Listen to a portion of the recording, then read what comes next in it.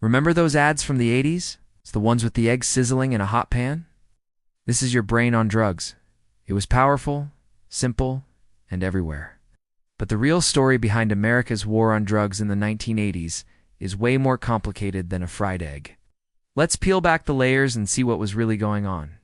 The term war on drugs was actually coined by President Nixon back in 1971, but it was the Reagan administration in the 1980s that truly supercharged it.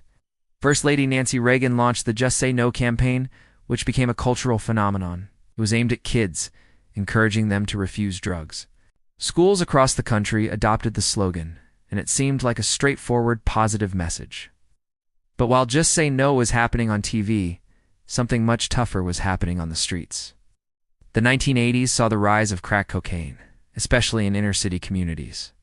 The government's response wasn't just about public service announcements, it was about getting tough on crime.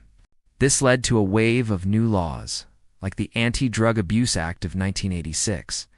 This law created massive sentencing disparity. Because crack was more common in African American communities, this policy had a disproportionate and devastating impact. The prison population exploded, with non-violent drug offenders filling cells at an unprecedented rate. So, while one hand was offering a simple slogan, the other was implementing policies that would reshape the justice system for decades.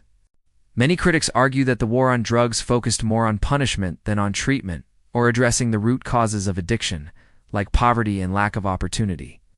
It became less a war on drugs and more a war on certain communities. Looking back, the 1980s war on drugs is a complex chapter in American history. The iconic ads are just the surface of a story about policy, race, and unintended consequences that we are still dealing with today. It reminds us that sometimes the simplest solutions aren't always the right ones. Thanks for watching.